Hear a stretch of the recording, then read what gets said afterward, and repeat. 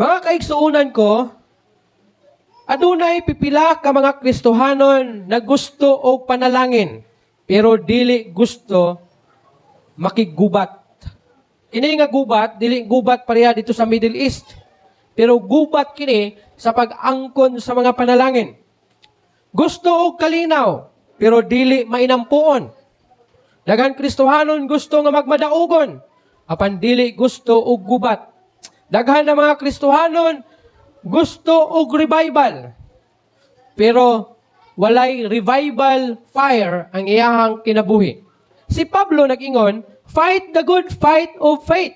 Pagpakigbisog diha sa maayong pakigbugno o pagpakigbugno diha sa maayong pakigbugno sa pagtuo. Meaning, ang ato ang faith diha sa Ginoo, kinahanglan makita nato o makita nga ni kanato nga nakigbugno kita. Kay kini usa ka maayong pakigbugno.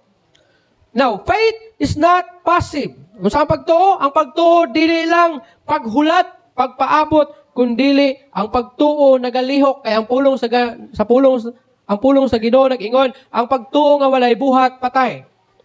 So muna nga dili lang unta taman sa tuo-tuo lang ang ato ang pagtuo sa Ginoo kundili kini siya nagalihok. Faith is not comfortable. Unsa pagtuo dili pasabot dili kini sayon, dili komportable ang pagtuo diha sa Ginoo. Tungod kay ang pagtuo diha sa Ginoo kinahanglan nga ikaw mubarog, makig-away sa imong kaaway. Dili nang kaaway imong silingan kundi kaaway nga iya ni Satanas, and trust God for the outcome. Whatever the outcome, kini bunga sa imong pagsalig diha sa Ginoo. Now, if you are attacked, igsoon, karong si manaha, hinumdumi kanunay, pagmaya diha sa Ginoo. Dili pagmaya kay kanang giatake ka tungod kay dautan ka, kundi pagmaya diha sa Ginoo, because the enemy only fights what matters to God. Kumbaga, ang kaaway, makig-away lang siya sa, unsa man, importante diha sa Ginoo o diha sa Dios. If you are matter to God, makig-away gyud ang Satanas sa imo. Ikaw ang target ni Satanas. Labi nag-prayerful ka, labi nag-gasimba ka, gaalagad ka sa Ginoo, grabe imong kasuod diha sa Ginoo, then target ka ni Satanas. Kay ikaw importante sa Ginoo. Muna, kung atakihon ka diha sa imong kinabuhi o diha sa imong pagkakristohanon, pagmaya diha sa Ginoo. Because the enemy only fights what matters to God and what matters to Him. Now, ang atong mensahe ng takna sa kabuntagon, magahisgot kita ng gitawag, fight the good fight of faith. Pagpakigbugno sa pagtuo. No? Una, fight personal sin. Pakigbatuki ang personal nimo nga sala. The number one enemy na kinahanglan natong pakigbatukan is our own sins. Unsa ang atuang dapat batukan? Atong kaugalingon nga sala. Kay ingon ang Romans chapter 8 verse 13. Unsa gingon? Kay kun magkinabuhi kamo nga minanduan sa tawhanong kinaiya, mamatay gayud kamo. Unsa daw? Kung magkinabuhi kuno kita nga minanduan sa tawhanong kinaiya, mamatay ta. Unsa nga kamatayon ang gipasabot diriya? Spiritual death. Kamatayon sa imong kalag. And then ingon pa niya, apan mabuhi sa espiritu, o apan mabuhi gayud kamo kung pinaagi sa espiritu, patyon ninyo ang tawhanong binuhatan. So, buot pasabot, pwede kitang dili mamatay, pwede kitang mabuhi kung tugutan nato nga ang balaang espiritu mao'y mo patay sa atong tawhanong binuhatan. Sa unsang pamaagi, pinaagi sa pag-ila kang Hesukristo as our Lord and Savior sa atong kinabuhi. But sad to say, some believers tolerate sin quietly. Unsay pasabot? Matud padriya, adunay pipila ka mga magtutuo sa Ginoo nga ginatolerate ang sala. Ginatolerate, hilom nga ginatolerate ang sala, ginatugutan ang sala, ginapasagdan ang sala. So kinahanglan nimo kana siyang i-confront ang imong sala. Ayaw ka na siya tipigi o tagui. Because hidden sin kills spiritual power. Unsa daw? Ang tinago nga sala, mao kini mo patay sa imong espirituhanong gahom. Mao nang wala kay kadasig sa pag-alagad sa Ginoo. Wala kay kadasig sa bisan unsa na mga espirituhanong mga buluhaton. Wala kay kadasig sa pagtuman o pagsunod. Tungod kay ang hidden sin na imuhang nga naa diha nimo, meaning ang tinago nimo sa lahat, mao kini ang mupatay sa imong espirituhanong gahom. Revival cannot drive where sin is tolerated. Kung gusto ka nga mapukaw, kinahanglan nimong i-confront ang imong sala nga tinago. Tungod kay dili gayud ka magmadasigon ug dili ka mulambo. Diin ang sala imong ginatugutan o ginatolerate diha sa imong kinabuhi. Manabisa unsaon pa nimo og kanabitang tinguha na magtubo gyud diha sa Ginoo, mahimong lig-on, madasigon. Wala gyud, taman wish ka lang. Tungod kay wala man nimo gina-confront ang imuhang sala, hinuon imuha kining ginatolerate o ginatago nimo. May gardinero or may mag-uuma na nagtanom siya og tanom. Sa diha nga nagtanom siya sa iyahang flower bed niya, kanang iyahang gihimo nga tamnanan og mga bulak. May namatyagan siya nga mga sagbot nga miturok no sa iyahang flower bed. Pero kung sa iyang gihimo, instead nga iyaha kining ibuton, iyaha kining gipasagdan. Ilabay ang mga adlaw. And then, pagkaugma sa kapanahon, kini nikatag ang mga sagbot. Ilabay ang pila ka simana or niaging simana. Kini nga mga tanom mituok o kini na mga sagbot mituok sa mga flowers nga naa sa iyang garden. Ang sala ingon usab ni ana. Kung ato ang pasagdan, itolerate, taguan, no? Na supposed to be ibuton unta nato. Tanggalon nato, o gitugyan sa Ginoo, pero ginatago nimo, daw sama ta sa bulak nga gitanom nato sa garden, unya dunay sagbot nga miturok apan atong gipasagdan, na milabay ang panahon, kini mikatag, midaggo og mituok sa mao nga bulak nga imong gitanom.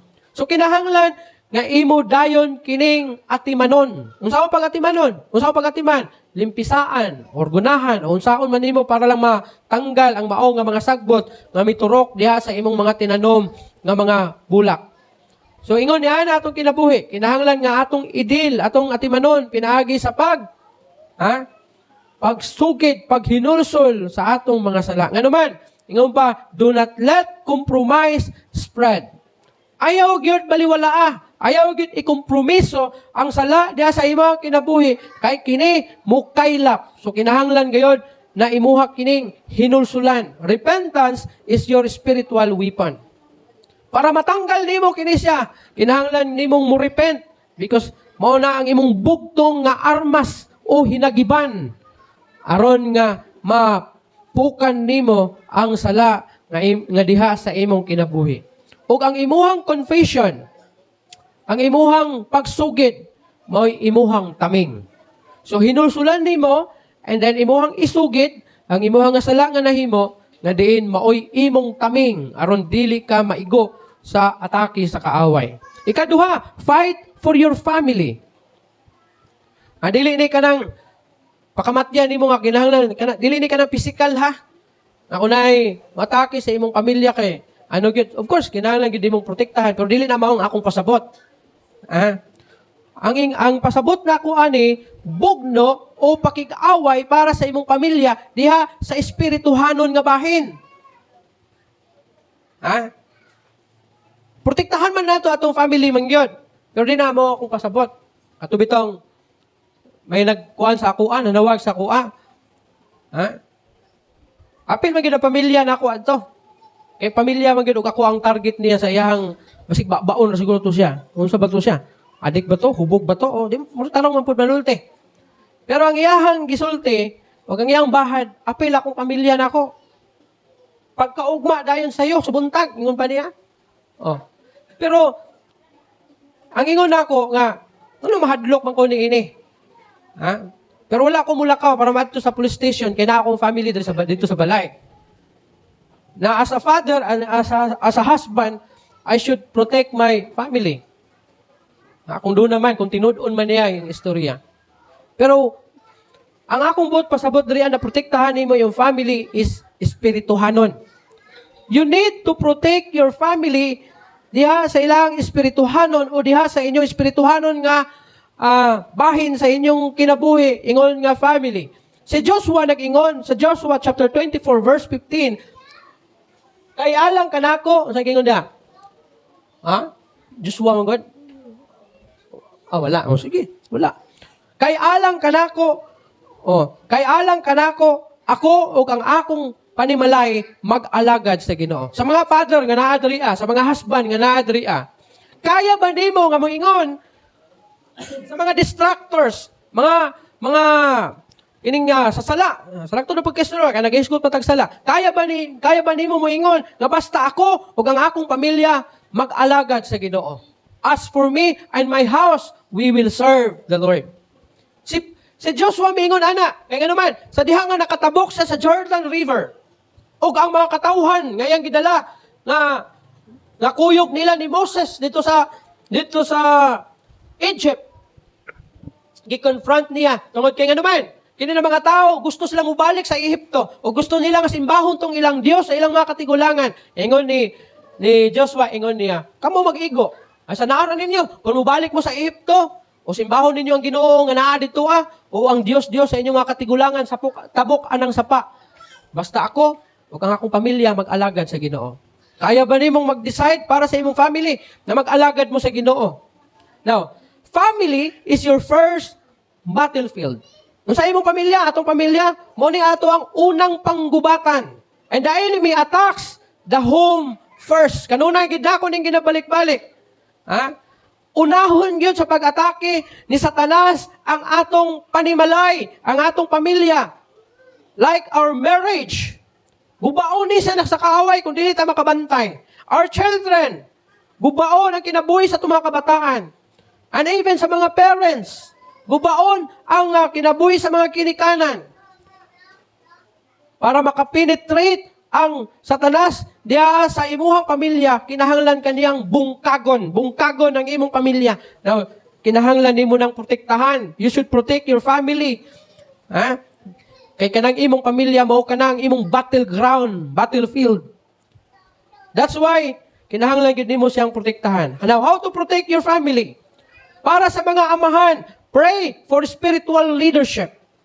Sa mga amahan nga naadria, kita, mao'y manguna sa espirituhanong pagpangulo sa atong pamilya. That's why, kinahanglan magmainampuon ta alang sa espirituhanong espirituhanong pagpangulo. Nga naman, kay kung di mo na mapanguluhan, mo resulta na siya sa kaluya sa espirituhanon. Ano na ito? No? Sa mga inahan nga naadria, guard your children in prayer. Tanawan ng mga mother sa Bible na prayerful kayo. What happened sa kang Samuel? Ha? Nga nahimong prayerful ang iyang inahan nga si Hannah. Sa dito po. Nakabaton siya ang anak. Naging niya Samuel. Yang gihalat sa Ginoo. And bisan, nagtuo ko, nga bisan si Samuel naa dito sa puder ni Elijah o ni Eli. Bisan naa siya dito sa puder atong pare. Nagapadayon si Hannah sa pag-ampo sa iyang anak nga si Samuel. So, unsa nitabo sa life ni Samuel? He became a priest. Nahimo siyang pari. And then what else? Nahimo siyang propeta sa Israel. And then, what else pag yun? Unsa nitabo, ikatulong nga nahitabo sa kinabuhi ni Samuel. Samuel became a judge of Israel. Ha? Ano nahitabo ni? Because of his praying mother. Kinsa pag yun? Ang nag-pray. Mga mother dia sa Bible. Kini si Eunice. Isa niyang mama. Oh, si Eunice. Mother ni Timothy. Oh, niyang Timothy. Nag-pray sa iya. And then Timothy became a pastor. A very young pastor. Oh. Mga kung may lampuon ang mga inahan, doon nagyoy mahitabo sa kinabuhi sa inyong mga anak. O dili dautan nga mahitabo, but favor sa Ginoo ang buhaton ngadto kanila. Muna pray for your children. And para sa mga kabataan nga nadriya, mga young people, listen, paminaw. Honor God in your obedience. Tahura ang Ginoo. Sunda ang Ginoo pinagi sa inyong pagtuman sa inyong ginikanan, pagtuman sa plano sa Ginoo. Honor God with your obedience. Natay, isa inaana na pamaagi, maprotektahan nato ang pamilya nato. Kaysa ako lang gikaingon, our family, maunay ato ang battlefield nato. Kay diri, kini nga battlefield ang atakihon ni Satanas. Kung dili ka kabantay anang inyong gubatanan, liputon ka sa luyo ni Satanas, masulungan ka o makasulod siya diya sa imong family, and then mo resulta sa imong pagkapukan. Ang usa ka kapitan, dili niya basta-basta iabandona ang iyahang barko panahon sa bagyo o sa unos. Kung saan niya? Kining dumalaan, pinaagi sa pagtimon sa maong nga barko. O makig-away siya para sa barko. Makig-away siya sa unos. Pabito ng mga hawd na mga tripulante or kapitan sa barko. Ang balod, kung namoy gamay nga naibaluan, kung ang balod paana, or paana ang balod paana, kung mag-drive ka og barko, dili ka musugat anang nag-ana ni mga balod padung sa imo. Dili ka musugat kay ano, pag sugat imo ana, tabunan ka. Kamatyan nimo, mori kalumusan nimo sa imong barko. So, sa target nimo, pag sulito kag dagat. Gaana ang balod, islantingon nimo na siya. Dili ka agi. Ayaw sugat sa balod, kung dili, side view ka. Kay para dili, para pag ana sa balod, malagpot imong barko, ana-ana ang imong barko. Gawas nagdako kayo nga, kaya niya tabunan imong barko o lumsan dito sa ubos.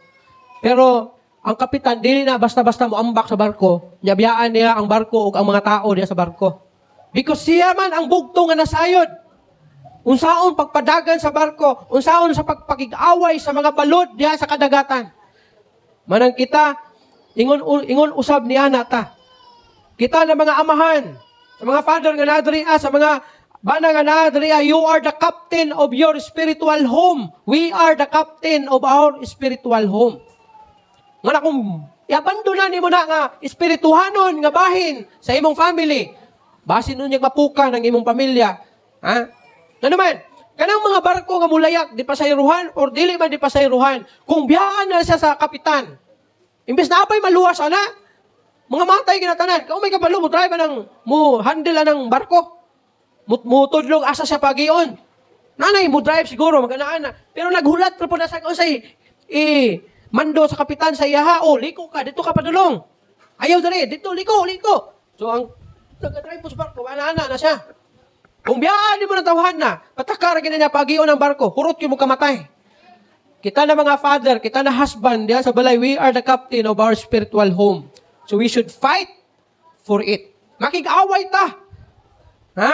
Sa espirituhanong pagpakig-away. Stand in prayer for your family. So, we should pray for our family.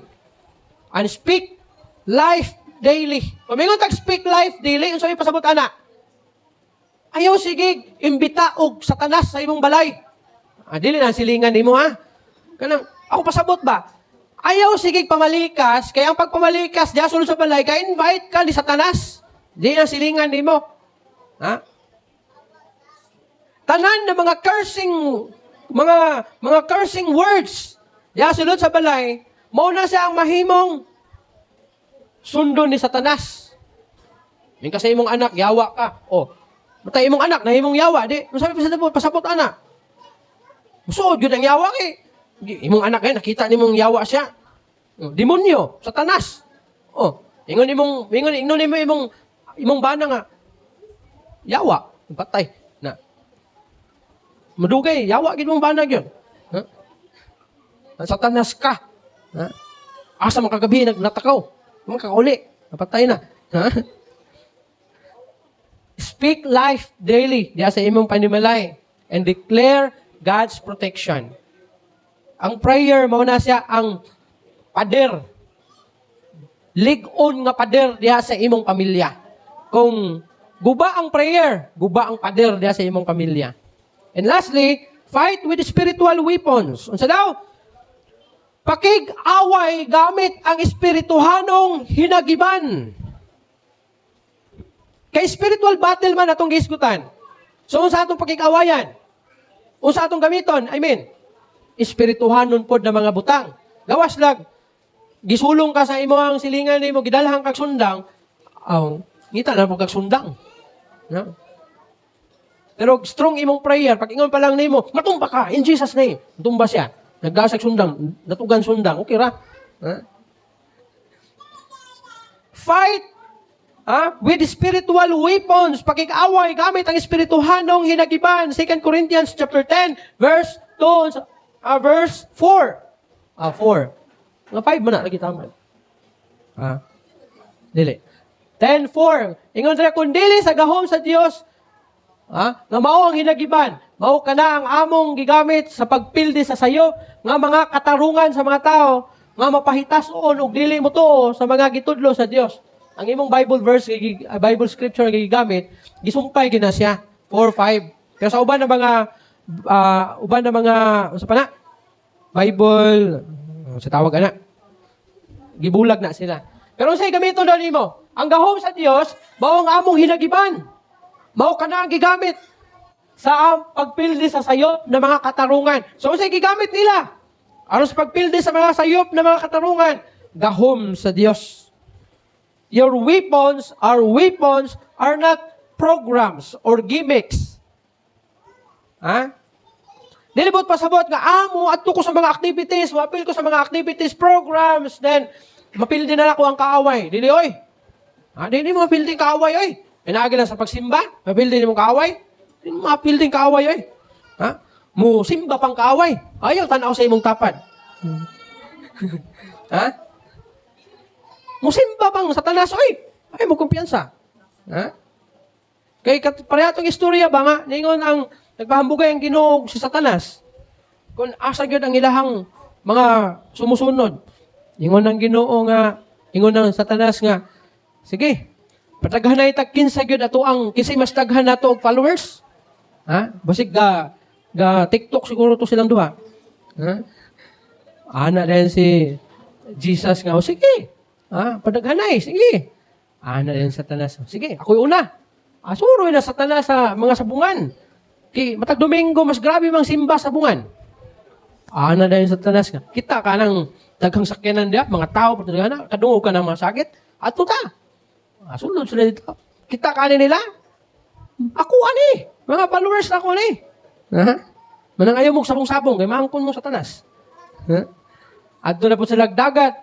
Mawag yapon. Adto mga beer house, mga kalingawan, mga inumanan. Na Satanas nga, kita ka nila. Ako ana. Adto sila sa lain-lain na mga lugar. Nawa gid nagalagad si Ginoo, mga nagamol bisag pa na tingsimba man ta, ligdagat bisag tingsimba. Kana sila tingsimba man ron. Ano naman na sila diri wa man lagi mo simba. Tungod kay ako na sila.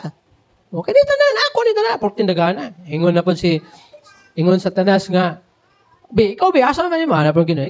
Ako sunod sa kwa. Gida sa Ginoo ang Satanas dito simbahan. Ambot lang ko sa New Hope pa to gadto. Adto sila sa New Hope. Ana na yung Ginoo. Kita kaning mga naa sa New Hope. Mga followers ako na. Ya kay Satanas kay maruman. Tan-aon ba kung iya ba gyud. Kita man na si Kube. Ana si Satanas. Kita kana tulog. Asa gud na? Si Kube? Ako na. Manang ayaw tulog-tulog. Kay kita ka Satanas, ingnon ka Satanas ako, iya ka. Anang ayaw kumpiyansa. Mo na nga, kinahanglan nga, di lang nga, kanang active ka sa mga programs and activities. Kinahanglan nga, makabalo kita unsaon sa pagpanalipod. Na? Unsa man atong weapons? Our weapons are spiritual, not the gimmicks, not the programs or any activities, but spiritual weapon. Unsa man ang espirituhano natong hinagiban? Una, prayer. Kung sige kag simba, sige kag apil og activities pero dili ka may nampuon, patay gyapon ka. Ha, dali ra ka maluya, dali ra ka maigo. Kay mao man atong shield. Prayer, atong shield. Pag panahon ka, masagang nimo. Kaya naga-pray ka. Pero kung wala ka ga-pray, mura ka gatong niadto sa gubat na walay kanang hinagiban nga harang sa imong lawas, igo jud sa panao sa sundang. Another thing, kung makaya, fasting, no? Ang mga baptist nagsaray baptist ga fasting, no? Usually ga fasting kining mga laing grupo. Pero kini gihagit ta ani, fasting. Dili nang pareha nang ginahimo ninyong diet. Di man na fasting god. Ha? Masig maingon ka, pastor. Nag-fasting ko kay nag-diet man ko. Na patay. Di gina mao. Ang fasting gani wala ka mukaon, pero gabasa kag Bible o gaampo ka. Pero kung ga-exercise ka, nya pagkahuman kay di mo kaon, diet ra na, di na fasting ha. Diet ra na. Jogging ka, pasingot, ay pagkahuman uli sa balay, di mo kaon kay para mahilistong tambok. Ayaw nag-ingon na, nag-fasting na ko pastor. Pangunta na, nag-ampo ba ka? Nagabasa ka ba og Bible? Kay kun wala, diet ra na imong ginahimo, na? Kaya ang pag-fasting, mauning di mo kaon, inom lang tubig, pila ka adlaw baka imong gusto, 3 days, for example, 3 days, inom lang kag tubig ana. And then, basta ampo, di pod kay, di ka moon, walay hunong nga pag-ampo. Kundi nagi mga time nga mag-ampo. For example, mag-ampo ka, mag-diet ka karong adlaw or ugma. Ang imong prayer time nimo himuon nimo sa alas 3 sa hapon. Pwede ra na. Then alas 6 sa gabi, magbasa og Bible. Pwede ra na, or isabay nimo. Dilibot pasabot na, ka-fasting ka, gikan alas 6 sa buntag, musugon na kagbasa og Bible, hantod gabi mabuang ka. Ha? Tama tong gingon nila nga, ayo sig basa og Bible kay makabuang na. Makabuang gyud basta di ka mukaon. Pero pero ingon nga busog imong tiyan, nya sig kagbasa og Bible, bakak na ilang gingon na makabuang ka. Na, o makabuang ang Bible. Now, our weapons is prayer, fasting, and the scripture. Sama sa gingon kanina, basa sa pulong sa Ginoo. So, bisag wala ka ga-fasting, pwede ka gabasa og pulong sa Ginoo. Then, worship. Pag simba sa Ginoo. And lastly is faithful obedience. Gabasa kag Bible, ga-pray ka sa Ginoo, pero dili man ka obedience, dili man ka obedient. No? So kinahanglan mag-obey ka sa kung sa man imong gibasa, unsa man ang imong gina-pray. May ka nga Lord, kanang tagay ko ani, unsa tabangan ko nimo ani. Kinahanglan mag-obey ka kung sa man iyahang tubag sa imong mga pag-ampo. Kung sa ang gisulat sa Bible, nakabasa ka. Kinahanglan nimong mag-obey. Ingon ang Bible gani nga seek first the kingdom of God and His righteousness, and all these things shall be added unto you. Then obey. Ha? Kinahanglan ihatag nimo ang kiniginatawag faithful obedience. Timan-an nato ni. Ang usa ka sundalo dili siya mudaog gamit ang dulaan nga pistola. Kinahanglan niya mogamit og armas sa gubat nga ihatag ngadto kaniya aron siya mudaog ug aron siya makasukol panahon sa gubat. Ingon usab niya na ang Ginoo. Ang Ginoo naghatag kanimo og armas nga gikinahanglan nimo aron mudaog. Kini nga kadaugan, espirituhanon nga kadaugan, dili emotional nga kadaugan, dili physical nga kadaugan, dili financial nga kadaugan, apan espiritual nga kadaugan. Tungod kay ang tinuod na kadaugan, mangko lang nato kini pinaagi sa atong Ginoo. Wala na lain makahatag nato og espirituhanong kadaugan. Busa karon takla sa kabuntagon, mga kaigsuonan ko diha sa Ginoo. Gusto kong hagiton ko kamo alang sa usa ka paghatag og saad diha sa Ginoo. Before ta manguli.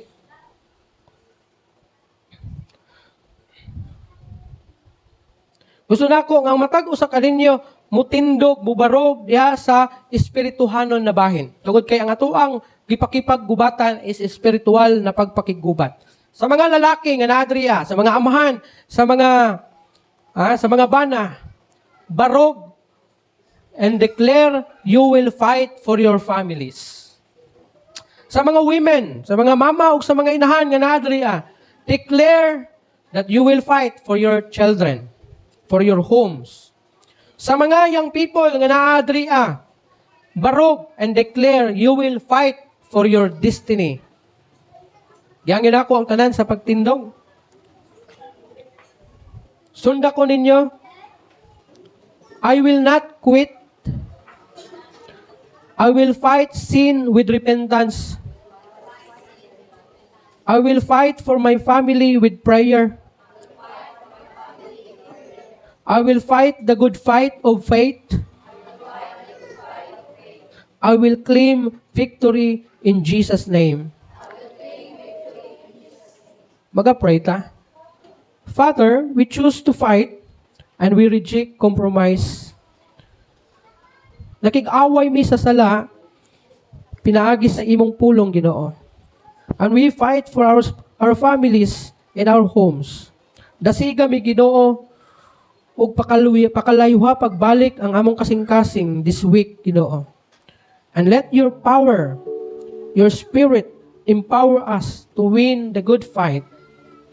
Bisa na sa amo ang pagpamauli, mabanan nimo kami, panalipdan, ilayo sa mga kadautan o sa mga katalagman. Ug niining si manaha, tabangan gyud nimo kami, Ginoo, nga kami makigbugno sa usa ka maayong pagpakigbugno diha sa pagtuo, Ginoo. Ako ang ginasalig o ginatugyan kanimo ang tanan. In Jesus' name I pray.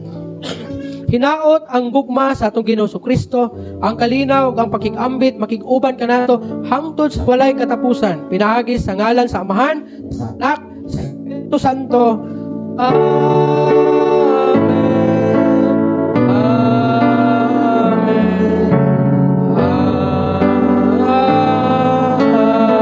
Amen. Maayong buntag sa tanan.